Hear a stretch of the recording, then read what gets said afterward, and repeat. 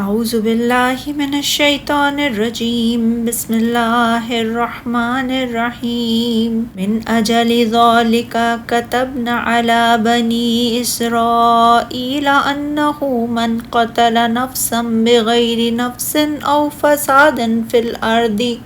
فساد فی الارض فکأنما قتل الناس جميعا ومن احیاها فکأنما احیا الناس جميعا ولقد جاءتهم رسلنا بالبینات ثم ان کثیرا منهم بعد ذلك فی الارض لمسرفون انما جزاء الذین یحاربون اللہ ورسولہ ويسعون في الأرض فسادا أن يقتلوا أو يسلبوا أو تقطع أيديهم وأرجلهم من خلاف أو ينفوا من الأرض ذلك لهم خزي في الدنيا ولهم في الآخرة عذاب عظيم إلا الذين تابوا من قبل أن تقدروا عليهم فاعلموا أن الله غفور رحيم۔ اس وجہ سے ہم نے بنی اسرائیل کے لیے یہ لکھ دیا کہ جو شخص کسی کو قتل کر دے سوائے اس کے کہ وہ کسی کا قاتل ہو یا زمین میں فساد کرنے والا ہو تو گویا اس نے تمام لوگوں کو قتل کر دیا، اور جو شخص کسی ایک جان کو ناحق قتل کرنے سے بچائے تو گویا اس نے تمام لوگوں کی جان بچائی۔ اور ہمارے رسول واضح نشانیاں لے کر ان کے پاس آئے، پھر بے شک اس کے بعد ان میں سے بہت سے لوگ زمین میں حد سے نکل جانے والے ہیں۔ جو لوگ اللہ اور اس کے رسول سے جنگ کرتے ہیں اور زمین میں فساد کے لیے بھاگ دوڑ کرتے ہیں، ان کی سزا تو صرف یہ ہے کہ انہیں قتل کیا جائے یا سولی دی جائے یا ان کے ہاتھ اور پاؤں مخالف جانب سے کاٹ دیے جائیں یا انہیں جلا وطن کر دیا جائے۔ یہ دنیا میں ان کے لیے ذلت ہے اور آخرت میں ان کے لیے بہت بڑا عذاب ہے، سوائے ان لوگوں کے جو اس سے پہلے کہ تم ان پر قابو پاؤ توبہ کر لیں، پس تم جان لو کہ بے شک اللہ بہت بخشنے والا، بڑا رحم کرنے والا ہے۔ اللہ تعالیٰ فرماتا ہے، ابن آدم نے اپنے ہی بھائی کو ظلم اور دشمنی سے قتل کر دیا، لہٰذا اسی وجہ سے ہم نے بنی اسرائیل پر یہ حکم نازل کیا، یعنی انہیں معلوم کرا دیا کہ ان کے لیے حکم شریعت یہ ہے کہ جو شخص کسی کو ناحق قتل کرے گا سوائے اس کے کہ وہ کسی کا قاتل ہو یا زمین میں فساد کرنے والا ہو تو گویا اس نے تمام لوگوں کو قتل کر دیا، اور جو شخص کسی ایک جان کو ناحق قتل ہونے سے بچائے گا تو گویا اس نے تمام لوگوں کی جان بچائی، یعنی جو شخص کسی کو قصاص یا زمین میں خرابی کی سزا وغیرہ کے کسی سبب کے بغیر قتل کرے اور بغیر کسی سبب اور جرم کے اس کے قتل کو حلال سمجھے تو اس نے گویا تمام انسانوں کو قتل کر دیا، کیونکہ اس کے نزدیک انسان میں کوئی فرق نہیں ہے۔ اور جو اس کی زندگی کا موجب ہوا اور اس نے عقیدہ یہ رکھا کہ اسے قتل کرنا حرام ہے تو اس اعتبار سے وہ گویا تمام انسانوں کی سلامتی اور زندگی کا موجب ہوا، اسی لیے فرمایا تو وہ گویا تمام لوگوں کی زندگانی کا موجب ہوا۔ عمش نے ابو صالح سے اور انہوں نے حضرت ابو ہریرہ رضی اللہ تعالیٰ عنہ سے روایت بیان کی ہے کہ میں حضرت عثمان رضی اللہ تعالیٰ عنہ کی خدمت میں اس دن حاضر ہوا جب آپ کو اپنے گھر میں محصور کر دیا گیا تھا، تو میں نے عرض کی، امیر المومنین، میں آپ کی مدد کے لیے حاضر ہوا ہوں۔ آپ نے فرمایا، ابو ہریرہ، کیا آپ کو یہ بات پسند ہے کہ تمام لوگوں کو پھر ان کے ساتھ مجھے بھی قتل کر دیں؟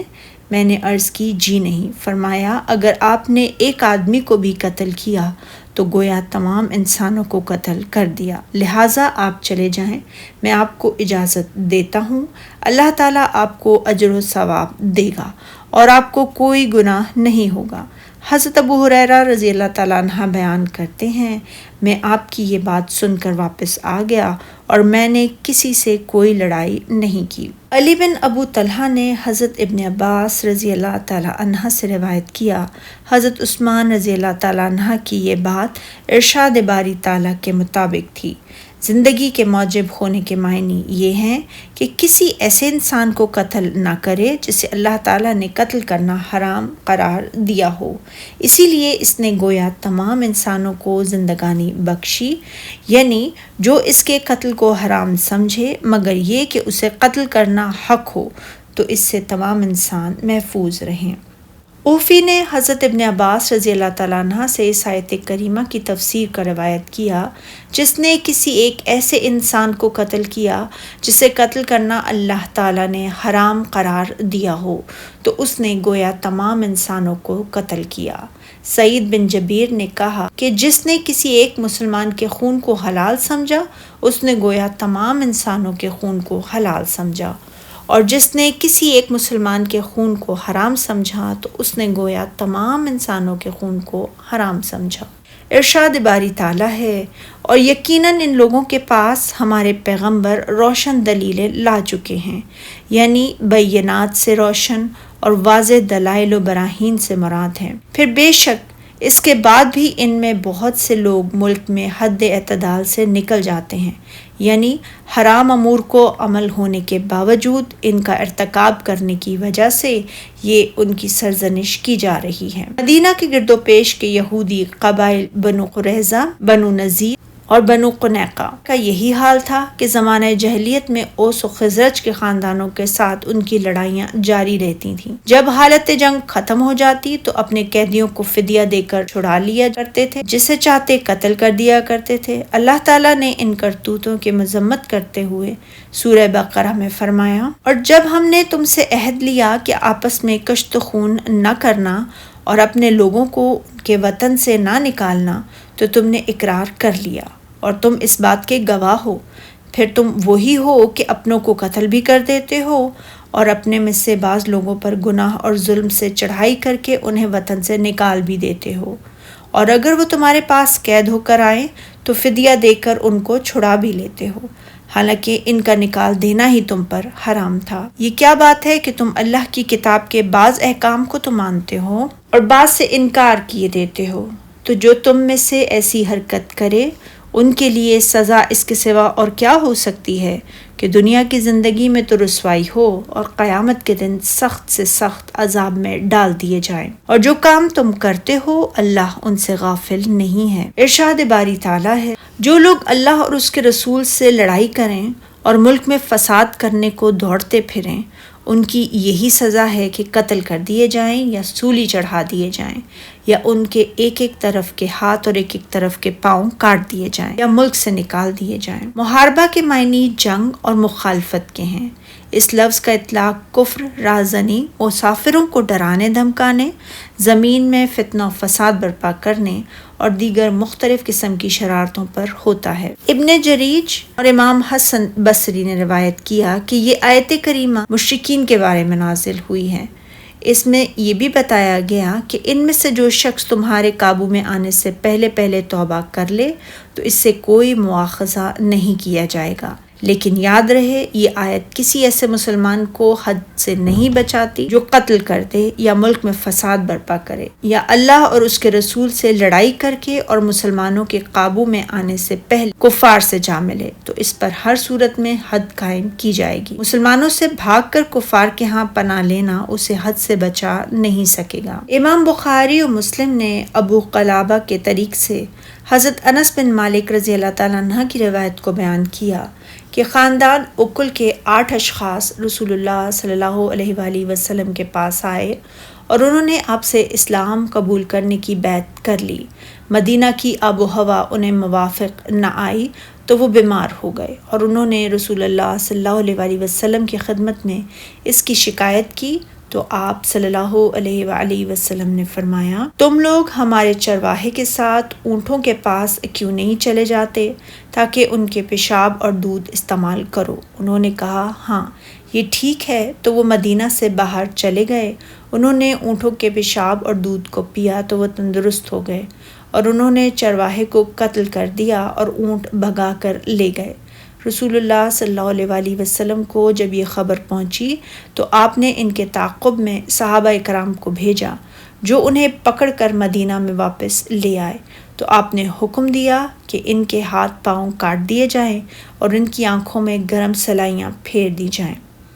اور انہیں دھوپ میں پھینک دیا جائے حتیٰ کہ یہ سب مر گئے۔ اور ایک روایت میں الفاظ یہ بھی ہیں کہ انہیں دھوپ میں ڈال دیا گیا اور یہ پانی مانگتے تھے تو انہیں پانی بھی نہیں دیا گیا۔ ارشاد باری تعالیٰ ہے، یہ کہ وہ قتل کر دیے جائیں یا سولی چڑھا دیے جائیں، یا ان کے ایک طرف کے ہاتھ اور ایک طرف کے پاؤں کاٹ دیے جائیں یا ملک سے نکال دیے جائیں، کے بارے میں ابن ابو طلحہ نے حضرت ابن عباس رضی اللہ تعالیٰ عنہ سے روایت کیا، جو شخص کسی مسلمان جماعت پر ہتھیار اٹھائے اور راستے کو خطرناک بنا دے، پھر مسلمانوں کو اس پر فتح حاصل ہو جائے اور وہ اسے گرفتار کر لیں، تو اس کے بارے میں امام المسلمین کو یہ اختیار ہے کہ اگر چاہے تو اسے قتل کر دے یا سولی چڑھا دے یا اس کے ہاتھ اور پاؤں کاٹ دے۔ اور فرمان باری تعالیٰ ہے یا ملک سے نکال دیے جائیں، کہ معنی بعض اہل علم نے یہ بھی بیان کیے ہیں، ایسے مجرم کو جب پکڑ کر قابو کر لیا جائے تو امام کو اختیار ہے اس پر حد قائم کرے یا اسے دارالاسلام سے جلا وطن کر دے۔ اسے امام ابن جریر نے حضرت ابن عباس رضی اللہ تعالیٰ عنہ انس بن مالک سے روایت کیا۔ ائمہ تفسیر نے کہا کہ اسے ایک شہر سے نکال کر دوسرے شہر میں بھیج دے، بادشاہ یا اس کا کوئی نائب اسے اپنے سارے معاملات میں سے نکال دے۔ اور ارشاد باری تعالیٰ ہے، یہ تو دنیا میں ان کی رسوائی ہے اور آخرت میں ان کے لیے بڑا بھاری عذاب تیار ہے، یعنی یہ انہیں قتل کرنا، تختہ دار پر لٹکانا، ہاتھ پاؤں کا مختلف سمت سے کاٹنا اور جلا وطن کرنا، اس دنیا میں لوگوں کے سامنے انہیں ذلت و رسوائی سے دوچار کرنا ہے۔ اور اللہ تعالیٰ نے ان مجرموں کے لیے قیامت کے دن جو عذاب عظیم تیار فرما رکھا ہے وہ اس کے علاوہ ہے۔ اس سے ان لوگوں کے قول کی تائید ہوتی ہے جو یہ کہتے ہیں کہ آیت مشرکین کے بارے میں نازل ہوئی ہے۔ جہاں تک اہل اسلام کا تعلق ہے تو ان کے بارے میں صحیح مسلم میں حضرت عبادہ بن صامت رضی اللہ تعالیٰ عنہ کی روایت ہے، ہم سے بھی رسول اللہ صلی اللہ علیہ وآلہ وسلم نے اسی طرح بیعت لی جس طرح خواتین سے بیعت لی تھی، کہ ہم اللہ تعالیٰ کے ساتھ کسی بھی چیز کو شریک نہ ٹھہرائیں، چوری نہ کریں، بدکاری نہ کریں، اپنے بچوں کو قتل نہ کریں اور ایک دوسرے پر بہتان نہ لگائیں۔ جو اس وعدے کو نبھائے اس کا اجر اللہ کے ذمے ہے۔ اگر کسی نے ان میں سے کسی جرم کا ارتکاب کیا اور اسے اس کی سزا مل گئی تو وہ اس کے لیے کفارہ ہو گئی، اور جس کی اللہ تعالیٰ نے پردہ پوشی فرمائی تو اس کا معاملہ اللہ کے سپرد ہے، اگر وہ چاہے تو اسے عذاب دے اور اگر چاہے تو وہ اسے معاف فرما دے۔ حضرت علی رضی اللہ تعالیٰ عنہ سے روایت ہے، رسول اللہ صلی اللہ علیہ وآلہ وسلم نے فرمایا، جو شخص دنیا میں کوئی گناہ کرے اور اسے اس کی سزا مل جائے تو اللہ تعالیٰ بہت بڑا عادل ہے، وہ اپنے بندے کو اس کی دوبارہ سزا نہیں دے گا۔ جو شخص دنیا میں کوئی گناہ کرے اور اللہ اس کی پردہ پوشی فرما لے اور اسے معاف فرما دے تو وہ ذات گرامی بہت معزز ہے، جسے اس نے معاف فرما دیا ہو اس کی اسے سزا دے۔ ارشاد باری تعالیٰ ہے، مگر جن لوگوں نے اس سے پیشتر کہ تمہارے قابو میں آ جائیں توبہ کر لی تو جان رکھو کہ بے شک اللہ بخشنے والا مہربان ہے۔ جن لوگوں نے یہ کہا کہ اس آیت کا تعلق مشرکین سے ہے تو ان کے بقول اس کا مفہوم ظاہر ہے، اور جہاں تک مسلمان محاربین کا تعلق ہے تو وہ بھی اگر گرفتار ہونے سے قبل توبہ کر لیں تو ان سے بھی قتل، پھانسی اور ہاتھ پاؤں کاٹے جانے کی سزا ساقط ہو جائے گی۔ آیت کریمہ سے بظاہر یہی معلوم ہوتا ہے، جو بھی قابو میں آنے سے پہلے توبہ کر لے تو اس سے سزا ساقط ہو جائے گی۔ حضرات صحابہ اکرام رضی اللہ تعالیٰ عنہ کا عمل بھی اسی کے مطابق ہے۔ ایک شخص عرصہ بن بدر تمیمی اہل بصرہ میں سے تھا، اس نے فتنہ و فساد اور جنگ برپا کی، لیکن پھر اس نے قریش کے کئی لوگوں سے اس سلسلے میں معذرت کی، جن میں سے حضرت حسن بن علی رضی اللہ تعالیٰ عنہ، حضرت ابن عباس رضی اللہ تعالیٰ عنہ اور عبداللہ بن جعفر رضی اللہ تعالیٰ عنہ بھی تھے۔ انہوں نے اس کے بارے میں حضرت علی رضی اللہ تعالیٰ عنہ سے بات کی تو آپ نے اس کی معذرت کو قبول نہ کیا، تو یہ شخص سعید بن قیس ہمدانی کے پاس آ گیا، جس نے اسے اپنے گھر میں چھپا دیا۔ پھر وہ حضرت علی رضی اللہ تعالیٰ عنہ کے پاس آ کر کہنے لگا، یا امیر المومنین، جو شخص اللہ اور اس کے رسول سے جنگ کرے اور زمین میں فتنہ و فساد برپا کرے تو اس کے بارے میں اللہ تعالیٰ نے یہ حکم نازل فرمایا ہے۔ تو ارشاد باری تعالیٰ سن کر حضرت علی رضی اللہ تعالیٰ عنہ نے بھی اس کے لیے امان لکھ دی۔ سبحانک اللہم و بحمدک، اشہد ان لا الہ الا انت، استغفرک و اتوب الیک۔